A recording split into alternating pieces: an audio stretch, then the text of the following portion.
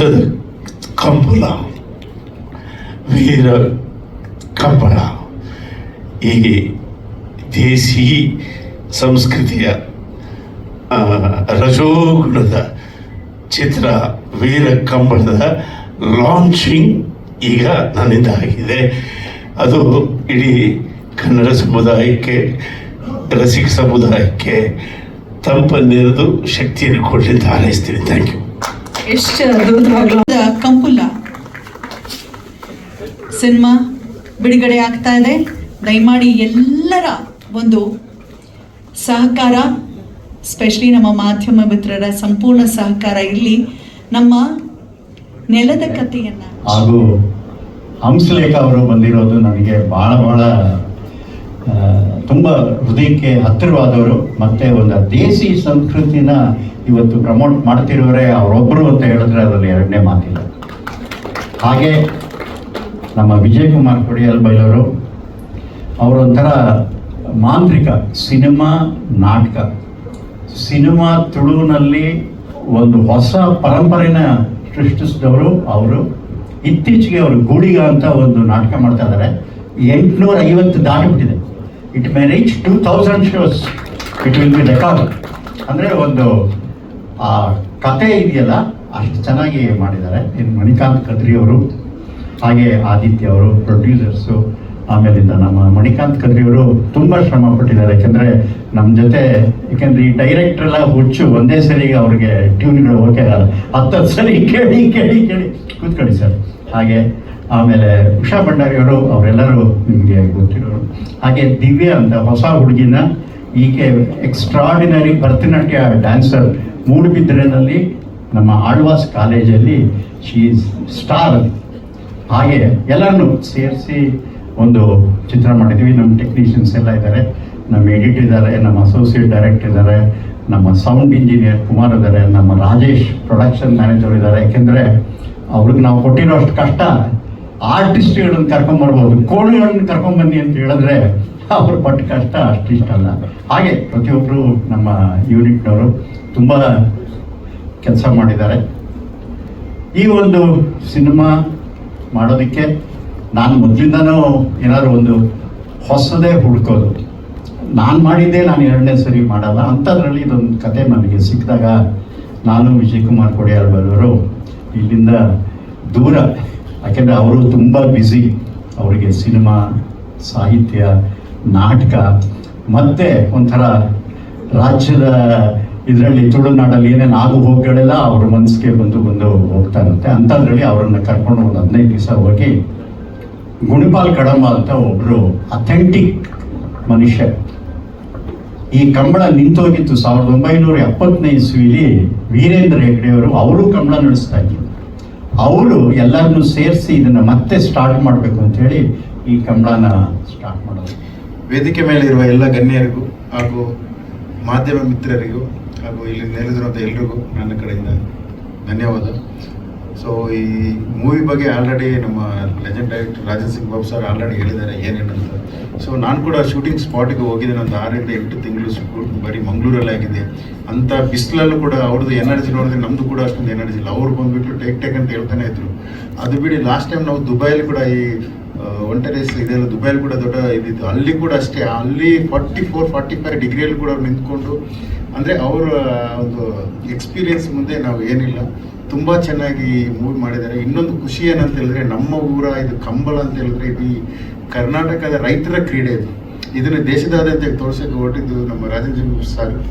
ಅವರು ನಮ್ಮ ಕಂಬಳಕ್ಕೆ ಒಂದು ಬಂದರು, ಮಂಗಳೂರು ಕಂಬಳದ ಗೆಸ್ಟ್ ಆಗಿ ಬಂದರು. ಅಲ್ಲಿ ನಾನು ಕೂಡ ಗೆಸ್ಟ್ ಆಗಿದ್ದೆ. ಆವಾಗ ಅವ್ರು ಪ್ಲ್ಯಾನ್ ಮಾಡಿದರು. ಸೊ ಅಲ್ಲಿಂದ ಇದು ಮೂವಿ ಸ್ಟಾರ್ಟ್ ಆಯಿತು. ಹಂಗೇನೆ ನಮ್ಮ ಇಡೀ ತುಳುನಾಡಲ್ಲಿ ಅಕ್ಷರ ಬ್ರಹ್ಮ ಅಂತ ಖ್ಯಾತಿಯಾದ ನಮ್ಮ ವಿಜಯ್ ಕುಮಾರ್ ಕೋಡಿಯಲ್ ಬರೋರು ತುಂಬ ನಮ್ಮ ತುಳು ಇಂಡಸ್ಟ್ರಿ ಯಾವಾಗ ಬೀಳುತ್ತೋ ಆವಾಗ ಫಸ್ಟ್ ಮೂವಿ ಮಾಡಿದರೆ ಅವರೇ ಒರಿಯರ್ದೂರಿ ಹೆಸರು ಅಂತ ತುಳು ಇಂಡಸ್ಟ್ರಿ ಎದ್ದಿಸಿದ್ರು. ಇವಾಗ ಶಿವದೂತ ಗುಳಿಗೆ ಅಂತ ಒಂದು ದೊಡ್ಡ ನಾಟಕ ಮಾಡಿಬಿಟ್ಟು ಅದೊಂದು ಸೆನ್ಸೇಷನಲ್ ಇಟ್ಟಾಗಿದೆ. ಅವರು ಕೂಡ ಇದ್ರ ಜೊತೆ ಸೇರ್ಕೊಂಡಿದ್ದಾರೆ. ಹಂಗೆ ತುಂಬ ನನ್ನದು ಆತ್ಮೀಯರಾದ ವಿನುತಾಜಿಯವರು ಕೂಡ ಇದ್ದಾರೆ. ಅವರು ಕೂಡ ಒಂದು ದೊಡ್ಡ ಮಟ್ಟದಲ್ಲಿ ಸಹಾಯ ಮಾಡಿದ್ದಾರೆ. ಅವರು ಕೂಡ ಪ್ರೊಡ್ಯೂಸರ್ ಆಗಿದ್ದಾರೆ. ಸೊ ನೀವೆಲ್ಲ ಇದನ್ನು ನೋಡಿಬಿಟ್ಟು ನಮ್ಮನ್ನು ಅರಸಿ, ಇದಕ್ಕಿಂತ ಹೆಚ್ಚಾಗಿ ನಮ್ಮ ಖಾವಂದರಾದಂಥ ಧರ್ಮಸ್ಥಳ ವೀರೇಂದ್ರ ಹೆಗ್ಡೆ ಅವರು ಕೂಡ ಇದು ಮಾಡಿದ್ದಾರೆ. ಆಲ್ರೆಡಿ ನನಗೆ ಒಂದು 2-3 ಕಾಲ್ ಬಂತು, ನಿಮ್ಮ ಸಿನಿಮಾ ಆಲ್ರೆಡಿ ಗೆದ್ದಾಯಿತು, ನಮ್ಮ ಕಾವಂದರಿ ಸಿನಿಮಾದಲ್ಲಿದ್ದಾರೆ. ನಾವೆಲ್ಲ ಕಾಯ್ತಿದ್ದೇವೆ, ಶ್ರೀಶಕ್ತಿಗಳೆಲ್ಲ ಹೊರಗಡೆ ಬಂದು ನೋಡ್ತೇವೆ ನಮ್ಮ ಕಾವಂದರಿ ಹೇಳ್ತಿದ್ದಾರೆ. ಅದರಿಂದ ನಿಮ್ಮೆಲ್ಲ ಆಶೀರ್ವಾದ ನಮ್ಮ ಮೇಲೆ ಇರಲಿ. ಹಂಗು ಆದಿ ಸರ್ ಹೇಳೋದೇ ಬೇಡ, ಅವರು ಡೆಡ್ಲಿ ಥರನೇ ಇದ್ದಾರೆ. ಅವರು ಬಂದಿರೋದು ನಮ್ಮ ಮೂವಿಗೆ ಅದು ಇನ್ನೊಂದು ಲೆವೆಲೇ ಬೇರೆ ಇದೆ. ಅದು ನೀವು ಬಂದ ಮೂವಿಯಲ್ಲಿ ನೋಡಿ. ಹಂಗೇನೆ ಸರ್ ಹೇಳ್ದಂಗೆ ಸ್ವರಾಜ್ ಶೆಟ್ಟಿ ಅಂತ ಇದರಲ್ಲಿ ಇನ್ನೊಬ್ರು ಹೀರೋ. ಸ್ವರಾಜ್ ಶೆಟ್ಟಿ ಬಗ್ಗೆ ನಿಮ್ಗೆ ಗೊತ್ತಿರ್ಬೋದು, ಕಾಂತಾರ 2 ಅಲ್ಲಿ ಬಿರುವ ಅಂತ ಒಂದು ಗುರು ಅಂತ ಇದು ಅವರೇ ಇದರಲ್ಲಿ ಇದು. ಮತ್ತೆ ಶ್ರೀನಿವಾಸ್ ಗೌಡ ಬಂದ್ಬಿಟ್ಟು ನಮ್ಮ ಮಂಗಳೂರಿನ ರಿಯಲ್ ಹೀರೋ ಅವರು ಕೋಣದಿಂದ ಓಡೋರು, ಅವ್ರನ್ನೇ ಹೀರೋ ಮಾಡಿದ್ದು ನಮ್ಮ ರಾಧೇಸಿಂಗ್ ಬಾಬು ಸರ್. ನಾನು ಕೂಡ ಒಂದು ಚಿಕ್ಕ ರೋಲ್ ಮಾಡಿದ್ದೇನೆ ಶಾರ್ಪ್ ಶೂಟರ್ ಆಗಿ. ಮತ್ತು ಎಲ್ಲರಿಗಿಂತ ಹೆಚ್ಚಾಗಿ ನಮ್ಮದು ಆಲ್ವಾಸ್ ಇಡೀ ಮೂಡಬಿದ್ರೆ ಇದರಲ್ಲಿ ಆಲ್ವಾಸ್ ಅಷ್ಟು ದೊಡ್ಡ ವಿದ್ಯಾಸಂಸ್ಥೆ ಯಾವುದಿಲ್ಲ. ಅಲ್ಲಿ ಹೋಗ್ಬಿಟ್ಟು ಅಲ್ಲೊಂದು 20-25 ಸಾವಿರ ಸ್ಟೂಡೆಂಟ್ಸ್ ಇದ್ದಾರೆ. ಸಾರ್ ಹೇಳಿದ್ರು ಇವರು ಡ್ಯಾನ್ಸ್ ನೋಡಿದ ತಕ್ಷಣ ಈ ಹುಡುಗಿ ಆಗದೆ ಮಾಡ್ತಾರೆ ಅಂತ. ಸೊ ಎಲ್ಲ ಸೇರ್ಕೊಂಡು ಮಾಡಿದ್ದೇವೆ. ದೊಡ್ಡ ಇಷ್ಟು ನಮ್ಮ ತುಳುನಾಡ ಇದರಲ್ಲಿ ಫಸ್ಟ್ ಟೈಮ್ ಒಂದು ತುಳು ಲ್ಯಾಂಗ್ವೇಜ್ ಅಲ್ಲಿ ಪ್ರಕಾಶ್ ರೈ ಮತ್ತು ರವಿಶಂಕರ್ ತಂದಿಸಿದ್ರೆ ನಮ್ಮ ಸರ್. ಸೊ ನೀವೆಲ್ಲ ನೋಡಿ ಆರೈಸಿ ತುಂಬಾ ಥ್ಯಾಂಕ್ ಯು. ಜಾಸ್ತಿ ಮಾತಾಡಿದ್ರಿ. ನಮ್ಮ ತುಳುನಾಡಿನ ಸಂಸ್ಕೃತಿಯನ್ನು ಬಿಂಬಿಸುವಂತ ಚಲನಚಿತ್ರವನ್ನು ಮಾಡಿದ್ದಕ್ಕಾಗಿ ನಾನು ಪ್ರಪ್ರಥಮವಾಗಿ ನಿರ್ದೇಶಕ ಬಾಬು ಸರ್ ಅವರಿಗೆ ಹಾಗೆ ನಿರ್ಮಾಪಕರಿಬ್ಬರಿಗೂ ನಾನು ತುಳುನಾಡಿನ ಪರವಾಗಿ ಕೃತಜ್ಞತೆಯನ್ನು ಅರ್ಪಿಸ್ತಾ ಇದ್ದೇನೆ. ಮಂಗಳೂರಿನವನಾಗಿದ್ದರೂ ನನಗೆ ಕಂಬಳದ ಬಗ್ಗೆ ಹೆಚ್ಚು ಮಾಹಿತಿ ಇರಲಿಲ್ಲ. ಅಂದರೆ ಬಾಬು ಸರ್ ನನ್ನನ್ನು ಸುಮಾರು ತಿಂಗಳುಗಳ ಕಾಲ ಎಲ್ಲ ಕಡೆಗೆ, ಕೋಣ ಓಡಿಸುವವರ ಕಡೆಗೆ, ಬೆತ್ತ ಮಾಡುವವರ ಕಡೆಗೆ, ಕೋಣದ ಯಜಮಾನರ ಕಡೆಗೆ, ಎಲ್ಲ ಕಡೆಗೆ ಕರ್ಕೊಂಡೋಗಿ ಅದರ ಮಾಹಿತಿಯನ್ನು ಸಂಪೂರ್ಣವಾಗಿ ತೆಗೆದು ನನಗೆ ಒದಗಿಸಿದ್ರಿಂದ ಸಂಭಾಷಣೆ ಬರೀಲಿಕ್ಕೆ ಸಾಧ್ಯ ಆಯಿತು. ಒಂದು ಹೊಸ ಅನುಭವ ಅವರ ಜೊತೆಗೆ ಕೆಲಸ ಮಾಡುವಂಥದ್ದು. ಎಲ್ಲ ಕಲಾವಿದರು, ತಂತ್ರಜ್ಞರು ಎಲ್ಲರೂ ದೊಡ್ಡ ಮಟ್ಟದಲ್ಲಿ ಸಹಕಾರ ನೀಡಿದ್ದಾರೆ. ನಿರ್ಮಾಪಕರು ಒಳ್ಳೆಯ ಸಹಕಾರವನ್ನು ನೀಡಿದ್ದಾರೆ. ತುಳು ಚಿತ್ರರಂಗದಲ್ಲಿ ಅಕ್ಷರ ಬ್ರಹ್ಮ ಅಂತ ಹೇಳಿದ್ರು, ಅದು ಮಾಧ್ಯಮದವರು ಏನೋ ಒಂದು ಬರೆದದು ಹೋಗಿಬಿಟ್ಟಿದೆ. ನಮ್ಮ ದೊಡ್ಡ ಬ್ರಹ್ಮ ಇಲ್ಲಿ ಕೂತಿದ್ದಾರೆ, ನಮ್ಮ ಗುರುಗಳು ನಾದ ಬ್ರಹ್ಮ ಅವರ, ಹಂಸಲೇಖ ಅವರ ಸಂಭಾಷಣೆ ಸಾಹಿತ್ಯದ ನಮ್ಮನ್ನು ಹೇಳಿದ್ರೆ ತುಂಬ ಸಂಕೋಚ ಆಗ್ತದೆ. ರಂಗಭೂಮಿಯಲ್ಲಿ ಸಾಧನೆ ಮಾಡಿದ್ದೀನಿ ನಾನು. ಎಲ್ಲ ನಾಟಕಗಳು ಸುಮಾರು 30-35 ವರ್ಷದಿಂದ ನಾನು ಬರೆದ ಕಾಮಿಡಿ ನಾಟಕಗಳನ್ನು ಹೆಚ್ಚು ಬರೆದದ್ದು. ಒಂದು ಸಿನಿಮಾ ನಮ್ಮ ತುಳು ಚಿತ್ರರಂಗ ಸ್ಥಗಿತ ಆಗಿರುವಾಗ ಒಂದು 3 ವರ್ಷಕ್ಕೊಮ್ಮೆ 4 ವರ್ಷಕ್ಕೊಮ್ಮೆ ಒಂದು ಸಿನಿಮಾ ಬರ್ತಿತ್ತು. ಅವಾಗ ನಾನೊಂದು ಸೂಪರ್ ಹಿಟ್ ಡ್ರಾಮಾ, ಒಂದು 1,500 ಪ್ರಯೋಗ ಕಂಡಂಥ ಒರಿಯರ್ದೋರಿ ಅಸಲ್ ಸಿನಿಮಾವನ್ನು ನಾನು ಚಲನಚಿತ್ರ ಮಾಡಿದೆ. ಅದೊಂದು 25 ವಾರ ಓಡಿತು. ಆನಂತರ ನಮ್ಮ ತುಳು ಚಿತ್ರರಂಗಕ್ಕೆ ಒಂದು ದೊಡ್ಡ ವೇಗ ಸಿಕ್ಕಿತ್ತು. ಈಗ ವರ್ಷಕ್ಕೊಂದು 20 ಚಲನಚಿತ್ರ ನಿರ್ಮಾಣ ಆಗ್ತಾ ಇದೆ ನಮ್ಮ ಭಾಷೆಯಲ್ಲಿ. ಈ ಚಿತ್ರವು ಅದೇ ರೀತಿ ಆ ಸಮಯದಲ್ಲೂ ನನಗೆ ಮಂಗಳೂರಿನ ಮಾಧ್ಯಮ ಮಿತ್ರರಲ್ಲ, ಬೆಂಗಳೂರಿನ ಮಾಧ್ಯಮ ಮಿತ್ರರು ದೊಡ್ಡ ಮಟ್ಟದ ಸಹಕಾರ ಪ್ರಚಾರವನ್ನು ಕೊಟ್ಟಿದ್ರು. ಆದ ಕಾರಣ ಬೆಂಗಳೂರಲ್ಲಿ ಅದು ತುಂಬ ಕಲೆಕ್ಷನ್ ಅನ್ನು ಮಾಡಿತ್ತು ಆ ಸಮಯದಲ್ಲಿ. ಈ ಸಿನಿಮಾಕ್ಕೂ ಅದೇ ರೀತಿಯ ಬೆಂಬಲವನ್ನು ನಾನು ಮುಖ್ಯವಾಗಿ ಮಾಧ್ಯಮ ಬಂಧುಗಳ ಹತ್ರ ಕೇಳ್ತಾ ಇದ್ದೇನೆ. ಎಲ್ರಿಗೂ ಒಳ್ಳೆಯದಾಗಲಿ. ನಮಸ್ಕಾರ. ಇಂಡಸ್ಟ್ರಿಯಲ್ಲಿ ಇರಲಿಲ್ಲ, ಆದ್ರೂ ನನ್ನ ರೈತರ ಮೇಲೆ ಭಾಳ ವಿಶ್ವಾಸ ಪ್ರೀತಿ ಇರೋದ್ರಿಂದ ನಾನು ಬಾಬು ಸರ್ ಅವರು ವೀರಕಮಲಕ್ಕೆ ಪ್ರೊಡ್ಯೂಸರ್ ಆಗಿ ಏನು ಮಾಡಬೇಕು ಅಂತ ಇದು ಮಾಡಿದ್ದಕ್ಕೆ, ಅದು ತುಳು ಲ್ಯಾಂಗ್ವೇಜು ಕಾಂತಾರ ಬೇರೆ ನಡೆದಿತ್ತು. ಸೊ ಇದು ಒಂದು ಅವಕಾಶ ಸಿಕ್ಕಿದೆ ಅಂತ ಪ್ಲಸ್ ನಮಗೆ ವೀರೇಂದ್ರ ಹೆಗಡೆ ಸ್ವಾಮೀಜಿಯವರು ಮಾಡಿರೋದ್ರಿಂದ ಅದು ಒಂದು ಏನೋ ಮಂಜುನಾಥಂದು ಕೃಪೆಯಿಂದ ನಮಗೊಂದು ಅವಕಾಶ ಸಿಗ್ತೀನೋ ಅಂತ ನಾನು ಇದನ್ನು ಡೈರೆಕ್ಟ್ರಾಗಿ ತಗೊಂಡು ಪ್ರೊಡ್ಯೂಸರ್ ಆಗಿ ಇದು ಮಾಡಿ ಒಂದು ಹೆಣ್ಮಗು ಬಂದಿದೆ. ನಿಮ್ಮೆಲ್ಲರೂ ಸಹಕಾರನೂ ನನಗೂ ಬೇಕು, ಮುಂದಿನ ಚಲನಚಿತ್ರನಿಗೂ ಹಿಂಗೆ ಪ್ರೊಡ್ಯೂಸರ್ ಆಗಬೇಕು ಅಂತ ನೀವೆಲ್ಲನೂ ಆಯಿಸಿದ್ರೆ ಮಾತ್ರ ಇದಕ್ಕೆ ಸಕ್ಸಸ್ಫುಲ್ಲಾಗಿ ಮಾಡೋದು. ಏಕೆಂದರೆ ಇದು ಹೆಮ್ಮೆ ಅನಿಸುತ್ತೆ. ಒಂದು ಹೆಣ್ಮಕ್ಳಿಗೆ ಈ ಕಾಲದಲ್ಲಿ ಹೆಣ್ಮಕ್ಳು ಹೊರಗಡೆ ಬರೋದೇ ಕಷ್ಟ. ಅಂಥದ್ರಲ್ಲಿ ಏನೋ ದೇವರು ಧೈರ್ಯದಿಂದ ಒಂದು ಪ್ರೊಡ್ಯೂಸರ್ ಆಗಿ ನನ್ನ ಸ್ನೇಹಿತರಾದ ನರಸಿಂಹಮೂರ್ತಿ ಅವರು, ಮುನಿರಾಜ್ ಅವರು ಬಾಲನೇ ಹೇಳಿದ್ರು, ಬಾಲ ಧೈರ್ಯ ಇದೆಯಮ್ಮ ನಿನಗೆ ಅಂತ. ಆ್ಯಕ್ಚುಲಿ ಆದ್ರೂ ದೇವ್ರ ಮೇಲೆ ಭಾರ ಹಾಕಿ ಬಂದಿದ್ದೀನಿ. ನಿಮ್ಮೆಲ್ಲರೂ ವಿಶ್ವಾಸನೂ ನನಗಿದೆ. ದಯವಿಟ್ಟು ಜೈ ಹಿಂದ್, ಜೈ ಕರ್ನಾಟಕ. ವೇದಿಕೆ ಮೇಲಿರುವಂಥ ಎಲ್ಲ ಹಿರಿಯರಿಗೆ ಹಾಗೂ ಎಲ್ಲ ಮಾಧ್ಯಮ ಮಿತ್ರರಿಗೆ, ಪತ್ರಕರ್ತರಿಗೆ ಎಲ್ಲರಿಗೂ ನಮಸ್ಕಾರ. ಆಲ್ರೆಡಿ ಹೇಳಾಗಿದೆ, ಮತ್ತೆ ನನ್ನ ಪಾತ್ರ ಏನು ಅಂತ ಹೇಳೋ ಒಂದು ಅವಶ್ಯಕತೆ ಇಲ್ಲ ಅಂತ ಅನ್ಕೋತೀನಿ. ಬಹುಶಃ ತಮ್ಮೆಲ್ಲರಿಗೂ ಆಲ್ರೆಡಿ ಗೊತ್ತಿರಬೇಕು. ಕಾರಣಾಂತರಗಳಿಂದ ಹೆಸರನ್ನು ಹೇಳೋದಕ್ಕೆ ಆಗೋದಿಲ್ಲ. ಬಟ್ ಇಷ್ಟು ಆಬ್ವಿಯಸ್ಲಿ ನಿಮ್ಮೆಲ್ಲರಿಗೂ ಗೊತ್ತು ಆ ಪಾತ್ರವನ್ನು ನಾನು ಮಾಡಿದ್ದೀನಿ. ಒಂದು ಅಪ್ಪನೇ ಹೇಳ್ದಂಗೆ ಗೆಸ್ಟ್ ಅಪಿಯರೆನ್ಸ್ ಅಂತ ಹೇಳೋಕ್ಕಾಗಲ್ಲ, ಸ್ಪೆಷಲ್ ಅಪಿಯರೆನ್ಸ್ ಅಂತ ಹೇಳ್ಬೋದು. ಒಂದು ಸಿನಿಮಾದಲ್ಲಿ ನಾನು ಒಂದು ಪಾತ್ರ, ಇದರಲ್ಲಿ ಹೀರೋ ಅಂತ ಯಾರೂ ಇಲ್ಲ ಸಿನಿಮಾದಲ್ಲಿ, ಪ್ರತಿಯೊಬ್ಬರೂ ಒಂದೊಂದು ಪಾತ್ರ.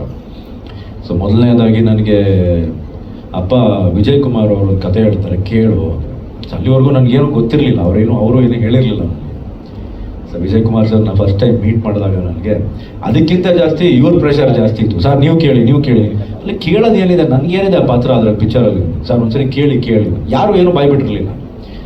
ಸರಿ ವಿಜಯ್ ಕುಮಾರ್ ಸರ್ ನನಗೆ ನೆರೇಟ್ ಮಾಡಿದಾಗ ಈ ಥರ ಒಂದು ಕ್ಯಾರೆಕ್ಟರ್ ಬಂದು ಹೆಲ್ಪ್ ಮಾಡುತ್ತೆ ಅಂತ ಹೇಳಿದಾಗಲೇ ನನಗೆ ಗೊತ್ತಾಗಿದ್ದು. ಅಲ್ಲಿವರೆಗೂ ನನಗೆ ಮಾಹಿತಿ ಇತ್ತು, ಬಟ್ ಅಷ್ಟು ಮಾಹಿತಿ ಇರಲಿಲ್ಲ.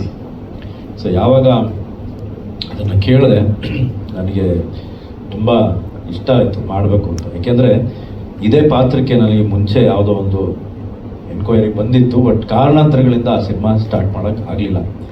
ಅದ್ರ ಬಗ್ಗೆ ನೀವು ಎಲ್ಲ ಗೊತ್ತಿರಬೇಕು, ಓದಿರ್ಬೇಕು ಅದ್ರ ಬಗ್ಗೆ. ಅದೇನೋ ಗೊತ್ತಿಲ್ಲ, ಮತ್ತೆ ನನಗೆ ಬಂದಿದೆ ಅದು ಈ ಸಿನಿಮಾದ ಮೂಲಕ. ಇಲ್ಲಿ ನಾನು ಫಸ್ಟ್ ಲುಕ್ ರಿವೀಲ್ ಮಾಡಿದ ತಕ್ಷಣ ಆಗಲೇ ಇಬ್ಬರು ರೆಡಿಯಾಗಿದ್ದಾರೆ ಇವಾಗ ಅವ್ರ ಲೈಫ್ ಹಿಸ್ಟ್ರಿ ಮಾಡಬೇಕು ಅಂತ. ಸೊ ಅದು ಸಿನಿಮಾ ಆದಾಗ ಅದ್ರ ಬಗ್ಗೆ ಮಾತಾಡ್ತೀನಿ. ಆ ಪಾತ್ರದ ಹೆಸರನ್ನು ಅಲ್ಲಿ ಹೇಳ್ತೀನಿ, ಇಲ್ಲಿ ಹೇಳೋಕ್ಕಾಗಲ್ಲ. ಅಂದರೆ ಆ ಕ್ಯಾರೆಕ್ಟರ್ ಹೆಸರನ್ನು ಅಲ್ಲಿ ಹೇಳ್ತೀನಿ. ಇಲ್ಲಿ ನಾನೊಂದು ಪಾತ್ರ ಅಷ್ಟೇ. ಆ ಪಾತ್ರಕ್ಕೆ ಏನು ಹೆಸರಿಟ್ಟಿದ್ದಾರೆ ಏನು ಅನ್ನೋದು ನೀವು ಸಿನಿಮಾಲ್ಲಿ ನೋಡಿದಾಗಲೇ ನಿಮ್ಗೆ ಗೊತ್ತಾಗೋದು. ಸೊ ಹೇಳಬೇಕು ಅಂದರೆ ಮೊದಲನೇದಾಗಿ ನಾನು ನಮ್ಮ ಪೂಜ್ಯ ತಂದೆಯವ್ರಿಗೆ ಧನ್ಯವಾದಗಳು ತಿಳಿಸ್ಬೇಕು. ಯಾಕೆಂದರೆ ಈ ಒಂದು ಪಾತ್ರನ ನನಗೆ ಕೊಟ್ಟಿದ್ದಾರೆ. ಭಾಳಷ್ಟು ಜನ ನೋಡಿದವರೆಲ್ಲ ಡಿಟ್ಟು ಹಂಗೆ ಇದ್ದೀರಾ ಅಂತ ಹೇಳಿದ್ರು. ಇನ್ಫ್ಯಾಕ್ಟ್ ಅವ್ರ ಮನೆಯವ್ರು ಕೂಡ ಹಂಗೆ ಹೇಳೋದು, ಅಂದರೆ ಮನೆಯವರು ಅಂದರೆ ಫ್ಯಾಮಿಲಿಯವ್ರು ಕೂಡ ನೋಡ್ಬಿಟ್ಟು ಹಂಗೆ ಹೇಳೋದು. ಅದಕ್ಕೆ ನಮ್ಮ ವಿಜಯ್ ಕುಮಾರ್ ಸರ್ಗೂ ನನಗೆ ಥ್ಯಾಂಕ್ಸ್ ಹೇಳಬೇಕು. ಯಾಕೆಂದರೆ ಒಂದು ಅದ್ಭುತವಾದ ಒಂದು ಪಾತ್ರ. ಆಮೇಲೆ ಯಾವುದೇ ಆದ ಒಂದು ವೈಲೆನ್ಸ್ ಇಲ್ಲದೆ ಅಥವಾ ನಾವು ನೋಡೋ ಥರ ಒಂದು ಅಂಡರ್ವರ್ಲ್ಡ್ ಪಾತ್ರ ಈಗೂ ಇರ್ಬೋದಾ ಅಂತ ಒಂದು ಶೇಡ್ನ ಕೊಟ್ಟಿರುವಂಥ ಕ್ಯಾರೆಕ್ಟರ್ ಅದು. ಸೊ ಥ್ಯಾಂಕ್ ಯು ಸರ್, ನನಗೆ ಇದರಲ್ಲಿ ಒಂದು ಪಾತ್ರ ಕೊಟ್ಟಿದ್ದಕ್ಕೆ. ಹಾಗೆ ಅರುಣ್ ಅವ್ರಿಗೂ ಥ್ಯಾಂಕ್ ಯು, ಗೀತಾ ಮೇಡಮ್ಗೂ ಥ್ಯಾಂಕ್ ಯು. ಮಣಿಕಾಂತ್ ಸರ್ ಬಗ್ಗೆ ನಾನೇನು ಹೇಳಬೇಕಾಗಿಲ್ಲ, ಸಾಂಗ್ಸ್ ನೀವೇ ನೋಡ್ತಾ ಇದ್ದೀರಾ, ಪ್ರತಿಯೊಬ್ಬರು ಅಷ್ಟು ಚೆನ್ನಾಗಿ ಮಾಡಿದ್ದಾರೆ. ಆಮೇಲೆ ನನ್ನ ಕ್ಯಾರೆಕ್ಟರ್ಗೆ ಆ ಬ್ಯಾಕ್ಗ್ರೌಂಡ್ ಸ್ಕೋರ್ ಅಷ್ಟು ಚೆನ್ನಾಗಿ ಮಾಡಿದ್ದಾರೆ. So it is a very very very good film. ಹಾಗೆ ನಮ್ಮ ಪ್ರತಿಯೊಬ್ಬರು ನಮ್ಮ ಮೇಡಮ್ಸ್ ಇಬ್ಬರು ಕೂತಿದ್ದಾರೆ, ಅವರಂತೂ ಎಷ್ಟು ಚೆನ್ನಾಗಿ ಕಾಣ್ತಾರೆ ಸಿನಿಮಾಲಿ ಅಂದರೆ ಅವ್ರು ಗ್ಯಾರಂಟಿ ಕನ್ನಡದಲ್ಲಿ ಭಾಳ ದೊಡ್ಡ ನಟಿ ಅಂತೂ ಆಗ್ತಾರೆ, ಅದಂತೂ ಗ್ಯಾರಂಟಿ ಇಡೋದು. ಭಂಡಾರಿ ಮೇಡಮ್ ಬಗ್ಗೆ ಗೊತ್ತಲ್ಲ, ನಮ್ಮ ಮದನಲ್ಲಿ ನಾನು ಅವರು ಮಾಡಿದ್ದೀವಿ ಒಟ್ಟಿಗೆ. ಸೊ ಹಂಸಲೇಖ ಸರ್ ಬಗ್ಗೆ ಅಂತೂ ನಾನು ಇವಾಗಲೂ ಹೇಳ್ತೀನಿ, ನನ್ನ ಮೊದಲನೇ ಸಿನಿಮಾ ಇಷ್ಟರಲ್ಲೇ ಅನೌನ್ಸ್ ಮಾಡ್ತೀನಿ ಡೈರೆಕ್ಷನ್ ಆಗಿ, ಅದಕ್ಕೆ ಅವರೇ ಮ್ಯೂಸಿಕ್ ಡೈರೆಕ್ಟ್ರು. ಅದನ್ನು ಇಲ್ಲೇ ಅನೌನ್ಸ್ ಮಾಡ್ತೀನಿ, ಏನು ಎತ್ತ ಅಂತ ಇನ್ನೂ ಹೇಳೋಣ, ಒಟ್ಟಿನಲ್ಲಿ ಅನೌನ್ಸ್ ಮಾಡಿದ್ದೀನಿ. ಹಾಗೆ ವಿನೀತಾ ಮೇಡಮ್ಗೂ ಥ್ಯಾಂಕ್ ಯು, ಪ್ರತಿಯೊಬ್ಬರಿಗೂ ಇಲ್ಲಿ ಬಂದಿರೋ ಪ್ರತಿಯೊಬ್ಬರಿಗೂ ಥ್ಯಾಂಕ್ ಯು. ದಿವ್ಯಾ ಅವರೇ ನಿಮಗೂ ಥ್ಯಾಂಕ್ ಯು ವೆರಿ ಮಚ್. ಹಾಗೆ ನಮ್ಮೆಲ್ಲ ಅಸಿಸ್ಟೆಂಟ್ ಡೈರೆಕ್ಟರ್ಸು, ನಮ್ಮ ಕೊಟ್ರೇಶ್ ಆಗಿರ್ಬೋದು, ಪ್ರವೀಣ್ ಆಗಿರ್ಬೋದು, ನಮ್ಮ ಕ್ಯಾಮ್ರಾಮನ್ ಗಿರಿ ಸರ್ ಆಗಿರ್ಬೋದು, ಎಡಿಟರ್ ಆಗಿರ್ಬೋದು, ಪ್ರತಿಯೊಬ್ಬರಿಗೂ ನನ್ನ ಧನ್ಯವಾದಗಳು. ಯಾಕೆಂದರೆ ನನ್ನನ್ನು ಆ ಪಾತ್ರನ ಒಂದು ಸ್ಕ್ರೀನ್ ಮೇಲೆ ಬರೋದಕ್ಕೆ ನೀವೆಲ್ಲ ಕಷ್ಟಪಟ್ಟಿದ್ದೀರ, ಅದಕ್ಕೆ ಥ್ಯಾಂಕ್ ಯು ಪ್ರತಿಯೊಬ್ಬರಿಗೂ. ಜೈ ಹಿಂದ್, ಜೈ ಕರ್ನಾಟಕ. ತುಂಬ ಪ್ರೋಗ್ರಾಮ್ಸ್ ಕೊಡ್ತಿರ್ತೀವಿ. ಹಾಗಾಗಿ ಒಂದು ಪ್ರೋಗ್ರಾಮಿಗೆ ಕೊಟ್ಟಾಗ ಅಕಸ್ಮಾತಾಗಿ ನಮ್ಮ ನಿರ್ಮಾಪಕರು ಅಲ್ಲಿ ಬಂದಿದ್ರು. ಅಲ್ಲಿ ಬಂದಾಗ ನೋಡಿ ಹೇಳಿದ್ರಂತೆ, ಇಲ್ಲ ನನಗೆ ಮೂವಿಗೆ ಇವರೇ ಬೇಕು ಅಂತ ಹೇಳಿದ್ರಂತೆ. ಸೊ ನನಗೆ ಅದ್ರ ವಿಚಾರ ನಂಗೆ ಎಂತ ಸಹ ಗೊತ್ತಿರಲಿಲ್ಲ. ಅಲ್ಲಿ ಆದಮೇಲೆ ನನ್ನ ಗುರುಗಳು ಒಬ್ಬರ ಹತ್ರ, ಜೀವನ್ ರಾಮ್ ಸುಳ್ಳಿ ಅಂತ, ಅವ್ರ ಹತ್ರ ಹೋಗಿ ಅವರು ಮಾತಾಡಿ ಹೀಗಿದೆ ಅಂತ ಹೇಳಿದಾಗ ಸರ್ ಬಂದು ನನಗೆ ಹೇಳಿದ್ರು, ಈ ಥರ ನಿಂಗೊಂದು ಚಾನ್ಸಿಗೆ ಕೇಳ್ತಿದ್ದಾರೆ, ಎಂತ ಮಾಡ್ತೀಯಾ ಅಂತ ಹೇಳಿ. ನಾನು ಸ್ವಲ್ಪ ದಿನ ಯೋಚನೆ, ಯಾಕಂದರೆ ನನಗೆ ಅದ್ರ ಬಗ್ಗೆ ತುಂಬ ಹೆದರಿಕೆ ಇತ್ತು. ಮೂವೀಸ್ ಅಂತಂದರೆ ಅಯ್ಯೋ ಹೆಂಗಿರುತ್ತೋ, ಏನು ಮಾಡಬೇಕೋ ಅಂತೆಲ್ಲ ತುಂಬ ಹೆದರಿಕೆ ಇತ್ತು. ಸೊ ನಾನು ಸರ್ರಿಗೆ, ಸರ್ ಇಲ್ಲ ಬೇಡ ಅನ್ಸತ್ತೆ ಅಂತ ಹೇಳಿ ಫಸ್ಟಿಗೆ ಯೋಚನೆ ಮಾಡಿದ್ದೆ. ಆಮೇಲೆ ಯಾವಾಗ ನಮ್ಮ ರಾಜೇಂದ್ರ ಸಿಂಗ್ ಬಾಬು ಅವ್ರದ್ದು ಮೂವಿ ಅಂತ ಹೇಳಿದ್ರು, ಸರ್ ನಂಗೆ ಹೇಳಿ ಏನೂ ಆಗಲ್ಲ, ತುಂಬ ಚೆನ್ನಾಗಾಗತ್ತೆ ಅಂತೆಲ್ಲ ಹೇಳಿದ್ಮೇಲೆ ನಾನು ಹೋಗಿ ಅವ್ರ ಹತ್ರ ಮಾತಾಡಿದೆ. ಆವಾಗ ನಾನು ಅನ್ಕೊಂಡೆ ಇರಲಿಲ್ಲ ನನಗೆ ಈ ಥರದ್ದು ಒಂದು ಆಪರ್ಚುನಿಟಿ ಸಿಗತ್ತೆ ಅಂತ ಹೇಳಿ. ಹಾಗಾಗಿ ಅವತ್ತು ಅವ್ರು ಕೊಟ್ಟಿದ್ದ ಆಪರ್ಚುನಿಟಿಯಿಂದ ಇವತ್ತು ನಾನು ಇಂಥ ದೊಡ್ಡ ದಿಗ್ಗಜರ ಪಕ್ಕದಲ್ಲಿ ಕೂರಕ್ಕೆ ಚಾನ್ಸ್ ಸಿಕ್ಕಿದೆ. ಹಾಗಾಗಿ ನಾನು ತುಂಬ ತುಂಬ ತುಂಬ ಧನ್ಯವಾದಗಳನ್ನ ಹೇಳಕ್ಕೆ ಇಷ್ಟಪಡ್ತೀನಿ ಅವರಿಗೆ.